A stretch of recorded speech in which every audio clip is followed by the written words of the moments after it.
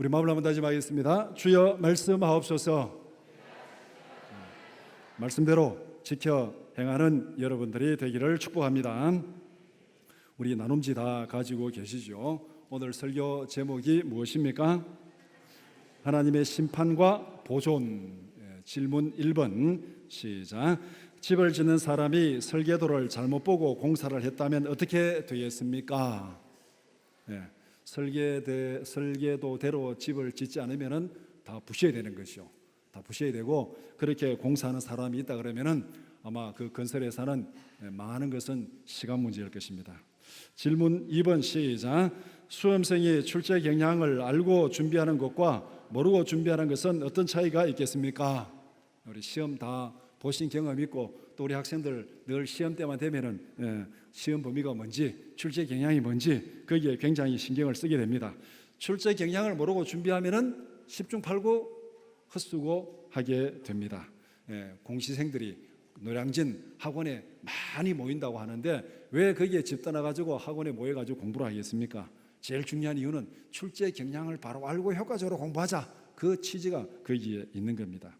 무엇을 하든지 간에 계획을 정확히 알아야 효과적으로 준비할 수 있습니다. 우리의 인생도 마찬가지입니다. 역사의 주인이신 하나님께서 역사를 어떻게 계획하시고 운행하시는지 그것을 정확하게 알아야 우리가 효과적인 삶을 살 수가 있습니다. 우리 인생의 역사의 설계도는 하나님이 그리시는 거예요. 우리는 그 설계도 따라 공사하고 살아가면 되는 것입니다. 근데 설계도를 보지 못하고 잘못 보고 내 마음대로 살아가면 그것은 부셔야 되는 거예요. 없어지는 거예요. 망하는 거예요. 오늘 창세기 6장 9절에서 22절 말씀을 함께 읽었습니다. 창세기 6장은 홍수 심판에 관해서 말씀하고 있습니다. 홍수 심판 이야기는 6장에서 시작해가지고 8장에서 마무리됩니다. 오늘 6장 9절에서 22절을 읽었는데 노아에게 홍수를 대비시키는 하나님의 명령, 이런 계획을 가지고 이렇게 할 거니까 너는 이렇게 준비하라.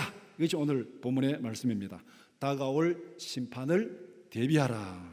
이 명령은 홍수 심판을 앞둔 노아에게는 굉장히 중요한 명령입니다. 마찬가지로 마지막 심판을 앞에 둔 우리에게도 이 명령은 굉장히 중요한 명령입니다. 우리도 마지막 심판을 앞두고 있습니다. 예수님이 재림할 때 하나님께서 이 땅을 심판하리라. 그때 우리가 하나님 앞에 어떻게 심판을 통과하느냐, 그것은 굉장히 중요한 겁니다. 그렇기 때문에 다가올 심판을 대비하라. 이 말씀은 노아에게도 적용되는 것이고 오늘 우리에게도 똑같이 적용되는 말씀입니다. 본문의 내용을 두 부분으로 나누어서 함께 살펴보고자 합니다. 첫 번째는 죄악으로 타락한 세상 9절에서 12절, 두 번째는 타락한 세상에 대한 하나님의 계획 13절에서 22절입니다. 첫 번째, 죄악으로 타락한 세상입니다. 질문 11번 시작. 노아가 살았던 시대의 영적 사회적 상태는 어떠했습니까? 앞에 5절에도 말하고 있고 오늘 본문 11절 보면은 그때 온 땅이 하나님 앞에 부패하여 포악함이 땅에 가득한지라. 부패, 포악함, 이 두 단어가 노아가 살았던 시대의 영적 사회적 상태를 말하고 있습니다. 온 땅이 부패했다.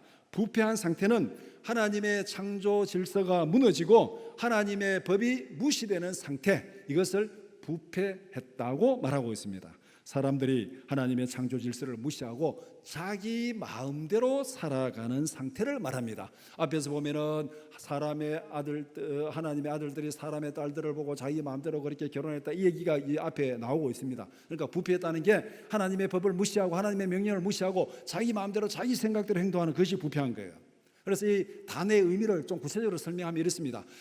이 장식이 많이 붙은 아름다운 웨딩 드레스가 있는데 이 웨딩 드레스가 막 흥건해지고 더러워지고 찢어졌습니다. 이게 부패한 거예요. 여러분들, 우리 여자분들 다 웨딩 드레스 입어보셨고 아직까지 결혼 안 하시면 안 입어봤겠지만 다 이 여자들에게 잘 또 이게 뭡니까? 웨딩 드레스 얼마나 예쁘게 잘 만들어서 좋은 것을 입을까? 그것이 다 이렇게 바라는 소망이잖아요. 그러니까 웨딩 드레스는 보통 입는 것하고 다르게 장식품도 많이 붙어 있고 그 다음에 깨끗하고, 그런데 그게 막 흐트러지고 더러워지고 찢어지고 그렇다면은 그런 웨딩드레스를 대충 다소 가지고 세탁해가지고 입고 결혼식장 들어가겠습니까?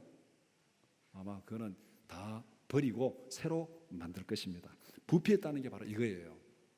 하나님께서 세상을 아름답게 창조했는데 세상은 죄악으로 흥크러지고 찢어진 상태가 되었다. 그 다음에 온 땅이 포악함이 가득하였다.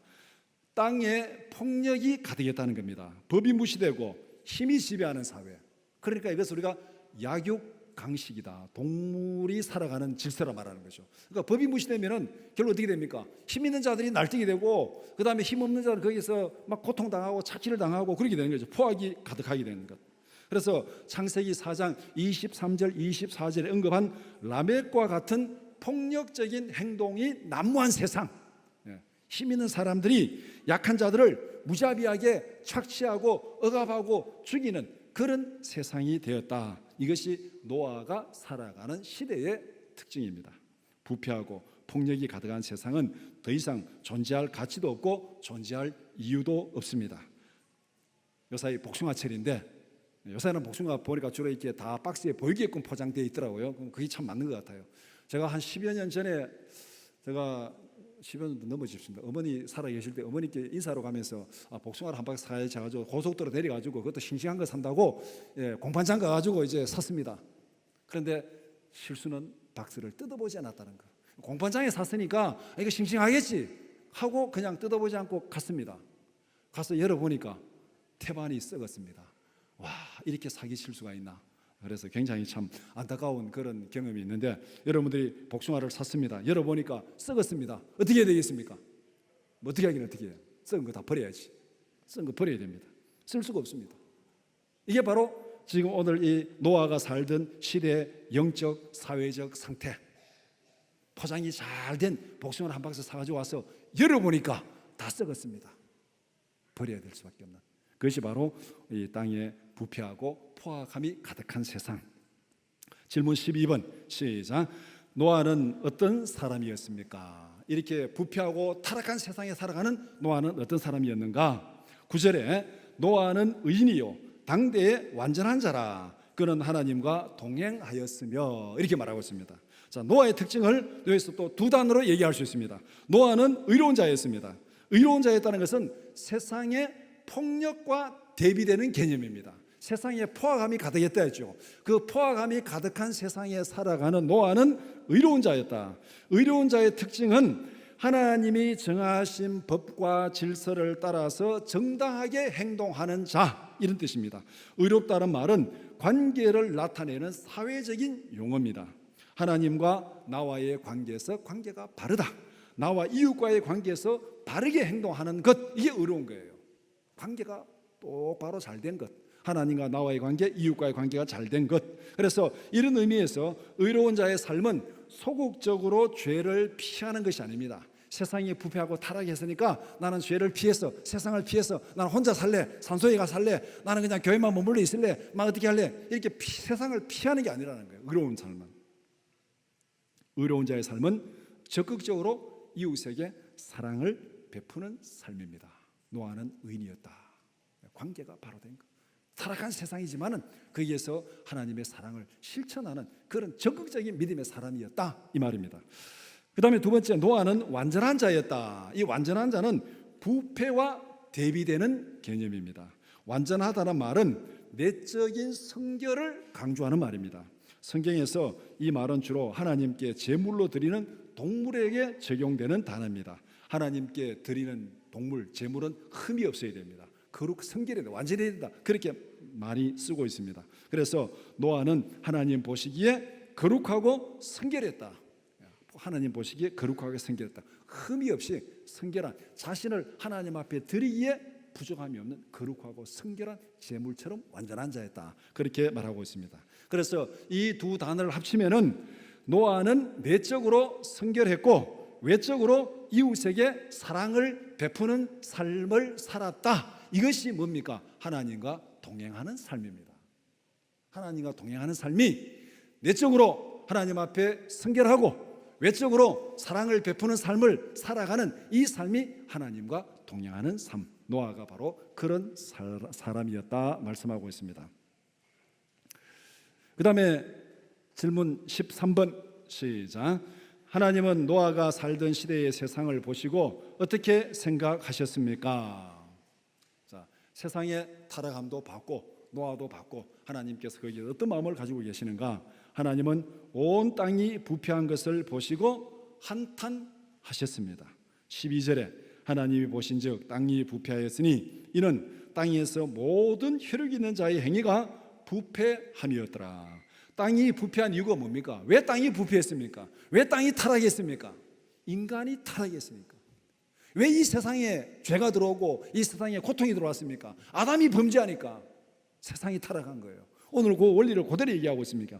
땅이 부패한 이유는 모든 생명 있는 자의 행위가 부패하였기 때문이다. 부패했다는 것은 하나님의 창조 질서가 무너지고 하나님의 법이 무시되는 것이라고 설명했습니다. 그러니까 사람들이 살아가는 모습이 하나님의 법을 무시하고 창조 질서를 무시하고 폭력적으로 살아가니까 그 땅이 부패할 수밖에, 그 땅이 포화감이 가득할 수밖에, 그 얘기를 말씀하고 있습니다. 땅이 어떻게 부패했기에 하나님께서 그것을 보시고 한탄하셨습니까? 앞에 창세기 6장 5절 6절 말씀 우리 같이 보겠습니다. 시작. 여호와께서 사람의 죄악이 세상에 가득함과 그의 마음으로 생각하는 모든 계획이 항상 악할 뿐임을 보시고 땅 위에 사람 지으셨음을 한탄하사 마음에 근심하시고. 사람이 얼마나 부패했습니까? 사람들이 마음으로 생각하는 계획이 항상 뭐라 그랬습니까? 악할 뿐이다.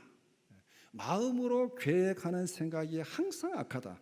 부패한 마음에서 나오는 생각과 계획은 부패하고 악할 수밖에 없습니다.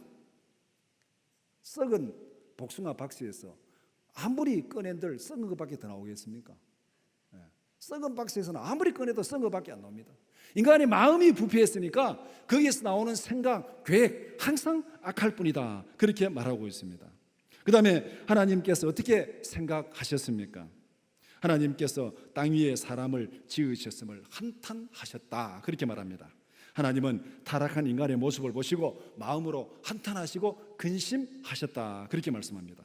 부패한 세상은 하나님의 기쁨이 아니라 하나님의 근심거리가 되고 말았습니다.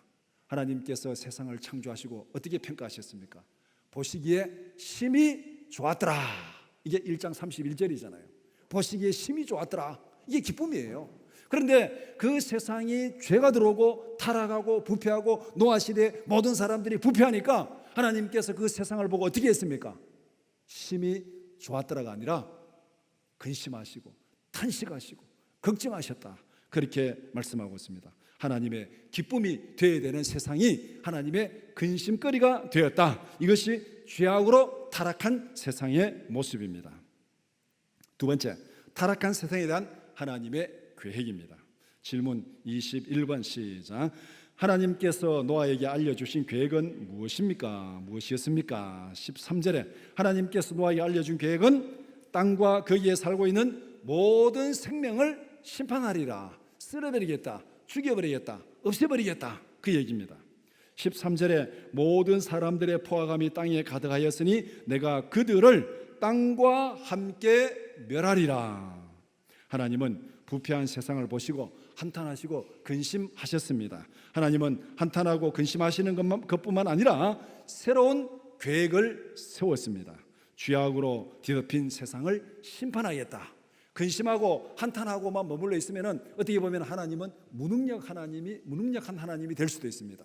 한탄과 근심은 끝나지 않고 새로운 계획을 세워서 어떻게 심판을 하든지 새롭게 고치든지 뭔가 후속 조치를 취하는 그 하나님, 그것이 지금 여기에서 말씀하고 있는 것. 하나님께서 노아에게 주신 계획입니다. 이 타락하고 부패해서 쓸모없는 세상을 내가 어떻게 할 것인지 내가 너에게 알려주겠다. 그 계획을 알려준 거예요. 하나님께서 노아에게 심판의 계획을 알려주신 것은 엄청난 은혜가 아닐 수 없습니다.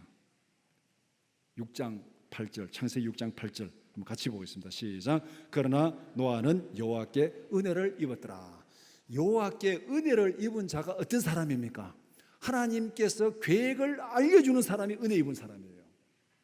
우리가 이 세상에서 은혜 입은 거 때로는 막 부자로 살고 권력을 가지고 살고 그렇게 살아가는 것도 은혜 입은 거예요. 그러나 그렇게 살아도 하나님의 계획을 모르고 살아가면 그 사람은 진짜 은혜 입은 자가 아니에요. 왜? 하나님의 심판에서 멸망당하기 때문에. 진짜 은혜를 입은 자는 하나님의 심판 가운데서 계획을 알려주고 구원의 길을 가르쳐줄 사람, 그 사람이 진짜 은혜 입은 사람. 그래서 오늘 이 본문에서 노아 홍수를 앞두고 노아가 하나님의 계획을 알았습니다. 구원받았잖아요. 소돔 고모라 심판을 앞두고 하나님께서 롯에게 계획을 알려주고 롯을 구원했잖아요. 그렇다면 오늘 우리에게도 마찬가지입니다. 하나님께서 이 세상을 마지막에 심판하신다 했는데 그 심판 가운데서 계획을 알려주고 어떻게 대비할 것인지 알려주면은 우리는 하나님 앞에 은혜를 입은 자입니다. 우리에게도 하나님의 이런 은혜가 있기를 축복합니다. 늘 말씀을 따라 기도하며 살아갈 때 하나님께서 우리에게 계획을 알려주시고 하나님의 계시의 말씀을 주시고 하나님의 인도하심을 따라서 준비하고 대비하며 살아가는 이 사람이 진짜 은혜 입은 사람입니다. 질문 22번 시작. 하나님은 노아에게 심판을 대비해서 어떤 준비를 하라고 말씀하셨습니까? 14절에 방주를 만들어서 다가올 심판을 대비하라 그렇게 말씀하셨습니다. 방주를 만드는 재료, 구체적인 방법, 규격, 그것을 본문에 상세하게 설명했습니다. 자, 그러면 왜 하필이면 맑은 하늘에 방주입니까? 노아가 방주를 만든 곳이 바닷가에 가서 만들었겠습니까? 아니면 산중턱에서 만들었겠습니까? 위치를 정확하게 말하지 않지만 전체로 보면은 앞뒤 문맥 다 보면은 노아는 산중턱에다 지금 방주를 만들고 있습니다. 바닷가에서 만든 것 아니고. 지금 보면은 이 성경에 지금 뭐 장마철이다 비가 온다 이런 얘기도 없어요. 그러니까 아마 날씨가 맑고 사람들이 먹고 마시고 시집가고 장가가기에 참 좋은 그런 세월을 만났습니다. 그런 세월에 하나님께서 노아에게 산중턱에서 방주를 만들어라 이렇게 지금 얘기하고 있습니다. 그러면은 왜 하필 방주입니까? 17절에서 그 이유가 나와 있습니다. 지금은 맑은 하늘이지만 때가 되면은 홍수를 일으켜서 땅을 심판하겠다. 이것이 하나님의 계획이고 그 하나님의 계획에 맞게 준비하라. 그것이 방주를 준비하는 것이다. 그렇게 말씀하셨습니다. 여기서 한 가지 중요한 포인트를 발견할 수 있습니다.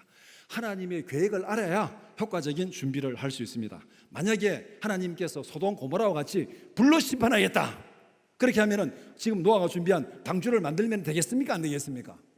불로 심판하는데 자 노아가 방주가 뭡니까? 나무로 만들었어요. 나무로 만들고 안과 밖에 뭐를 칠했습니까? 역청을 콜타르를 칠했습니다. 역청을 칠했습니다.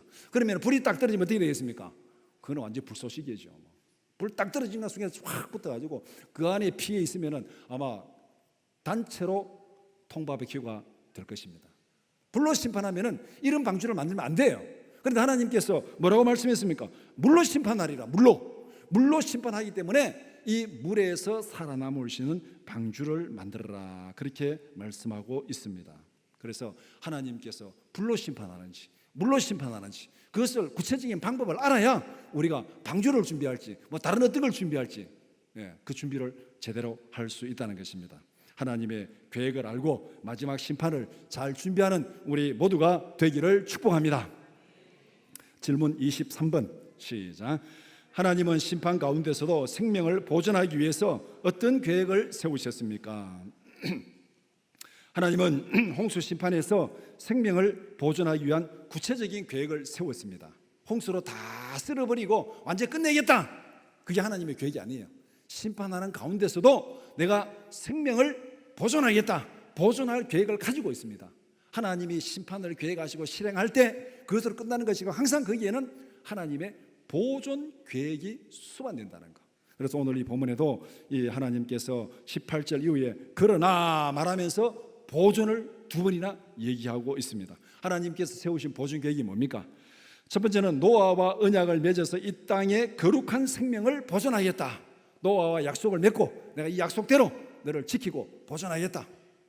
그 다음에 두 번째는 방주를 만들어서 너희 가족과 모든 생물들을 한 쌍씩 방주로 들어가게 하라. 그 생명을 다 보존하겠다는 거예요. 근데 만약에 하나님께서 노아에게 너 생명들 잡아가지고 방주로 다 잡아넣으라 그러면은 아마 노아가 토끼 한 쌍 잡아놓고 또 다람쥐 잡으러 가니까 토끼 도망가고 또 토끼 잡아놓고 다람쥐 잡으러 가고 또 멧돼지 잡으러 가니까 멧돼지 또 도망가고 그래서 아마 노아가 홍수 올 때까지 이 동물들 잡으러 다니다가 아마 지쳐서 죽을지도 모릅니다. 그런데 하나님께서 어떻게 했습니까? 내가 한 상씩 내 앞으로 다 보낼 테니까 너는 받아들여서 다 방주에 드리면 된다. 나중에 뒤에 보면은 정결한 짐승은 7상, 하나님이 다 보내주시는 대로 그렇게 다 넣으면 된다. 그러니까 하나님께서 보존의 계획을 다 세우고 계시는 거예요. 걱정할 거 없어요. 내가 어떻게 이거 다 잡아 넣습니까?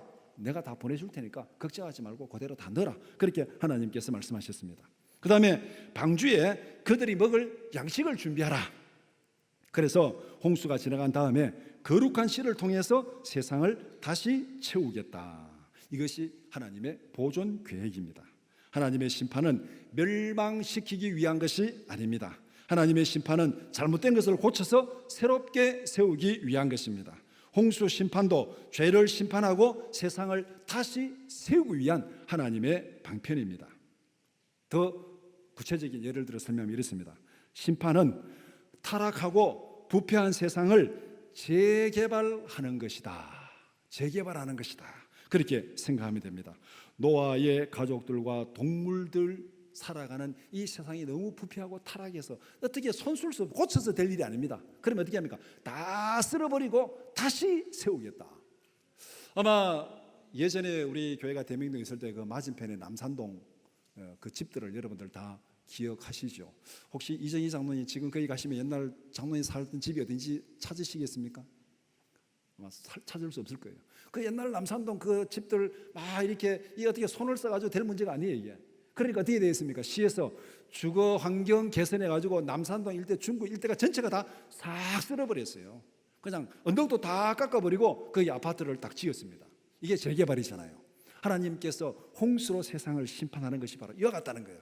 이게 지금 하도 부패하고 타락하고 낡아가지고 손을 써서 될 문제가 아니에요. 그러니까 재개발하기 위해서 싹 쓸어버려야 되는데 노아와 그의 가족과 동물들을 임시 거처인 방주로 이주를 시켰습니다. 이게 방주예요. 임시 거처인 방주로 이주를 시키고 그 다음에 홍수를 내려가지고 싹 쓸어버렸습니다. 홍수 심판은 하나님께서 더러워진 세상을 물로 깨끗이 청소하신 것입니다. 질문 24번 시작. 노아는 심판을 대비하라는 하나님의 말씀을 듣고 어떻게 행동했습니까? 노아는 하나님께서 말씀하신 대로 그대로 다 준비했습니다. 22절에 노아가 그와 같이 하여 하나님이 자기에게 명하신 대로 다 준행하였더라. 노아는 하나님께 은혜를 입은 복이 있는 사람이었습니다. 하나님께서 구원의 계획을 알려주는 특별한 은혜를 입었습니다. 노아는 하나님이 말씀하신 대로 다 준비했습니다. 그래서 그는 홍수 심판에서 구원받고 새로운 세상을 채우는 출발점이 되었습니다. 노아는 하나님의 은혜를 입은 사람답게 살았습니다. 노아는 폭력적인 세상 사람들과 달리 사랑을 베푸는 의로운 삶을 살았습니다. 노아는 마음이 부패한 세상 사람들과 달리 하나님 앞에서 성결한 삶을 살았습니다. 이것이 하나님께서 노아에게 말씀한 대로 다 준행하였더라. 그래서 9절은 노아의 삶을 이렇게 평가했습니다. 노아는 의인이요 당대의 완전한 자라. 그는 하나님과 동행하였으며. 그래서 오늘 이 본문의 9절과 22절, 제일 앞에 9절하고 22절은 같은 내용입니다.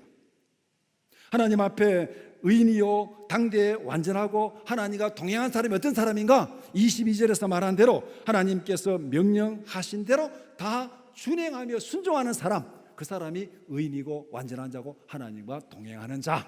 그래서 9절 22절 처음과 마지막에 하나로 딱 맞아떨어지는 것, 우리가 이런 구조를 수미상관법이라 그렇게 얘기합니다. 앞뒤가 딱 맞다. 하나님은 바로 그런 의미에서 우리 이 하나님 앞에 의로운 자, 완전한 자, 동행하는 자로 하나님 앞에 순종하는 삶을 살았다. 우리 모두가 하나님과 동행하는 복 있는 사람들이 되기를 축복합니다. 복 있는 사람은, 진짜 복 있는 사람은 하나님의 심판에서 멸망당하지 않고 구원받는 사람이 진짜 복 있는 사람입니다. 아무리 돈이 많고 아무리 건강하고 아무리 수영을 잘해도 하나님의 계획을 몰랐다면 홍수 심판에서 구원받을 수 있겠습니까? 40일 동안 물속에서 수영할 수 있겠어요? 아마 지쳐서 못할 것이고 40일 동안 물속에서 먹을 것이 없어도 죽겠죠. 아무리 건강하고 수영 아무리 잘해도 하나님의 계획을 모르면 구원받을 수 없어요. 그러면 그 사람은 복 있는 사람이 될 수 없습니다.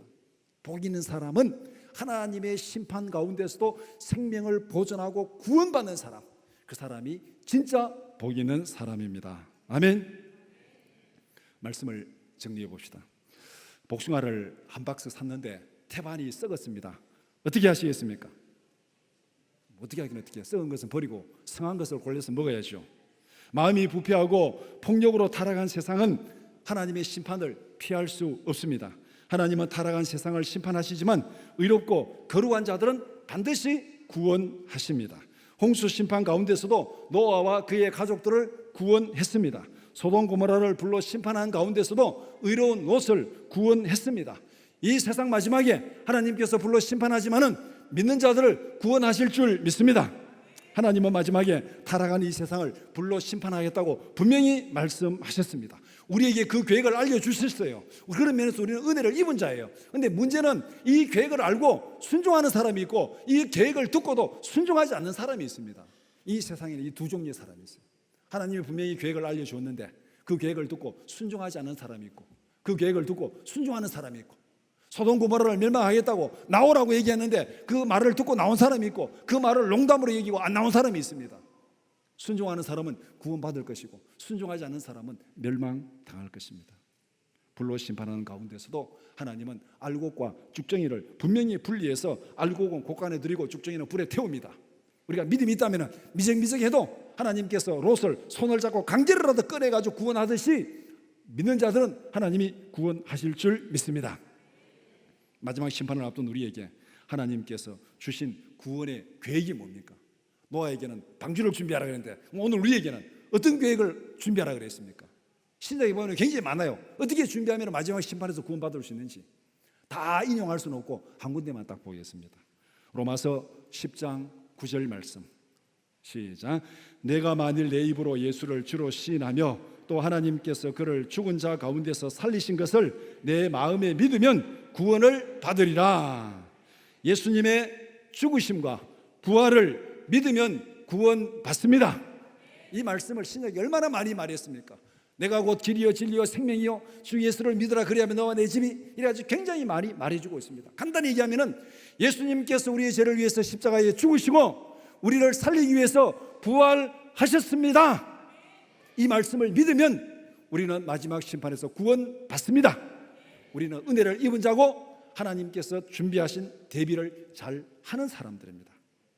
이렇게 보면은 시편 1편은 하나님과 동행한 당대의 의인 노아의 삶을 그대로 반영하고 있습니다. 동시에 마지막 심판을 앞둔 우리의 삶이 어떠해야 되는지를 분명히 말씀하고 있습니다. 시편 1편은 노아의 삶이었고 마지막 심판을 앞둔 우리의 삶이어야 한다, 그 얘기입니다. 첫 번째, 노아는 홍수 가운데서 구원받은 복 있는 사람이요 당대 의인이었습니다. 시편 1편 1절 말씀 시작. 복 있는 사람은 악인들의 꾀를 따르지 아니하며 죄인들의 길에 서지 아니하며 오만한 자들의 자리에 앉지 아니하고. 노아는 그 시대의 풍조를 따라가지 않았습니다. 죄인들 악인들 따라가지 않았습니다. 두 번째, 노아는 하나님과 동행하는 사람이었습니다. 시편 1편 2절 말씀 시작. 오직 여호와의 율법을 즐거워하여 그의 율법을 주야로 묵상하는도다. 세 번째, 부패하고 타락한 사람들은 홍수에 휩쓸려서 다 죽었습니다. 시편 1편 4절 5절 시작. 악인들은 그렇지 아니하며 오직 바람에 나는 겨와 같도다. 그러므로 악인들은 심판을 견디지 못하며 죄인들이 의인들의 모임에 들지 못하리로다. 시편 1편처럼 노아는 살아갔습니다. 시편 1편처럼 우리가 살아가기를 축복합니다. 그래서 우리 모두가 노아처럼 하나님과 동행하는 진짜 복 있는 사람들이 되기를 축복합니다. 기도드리겠습니다.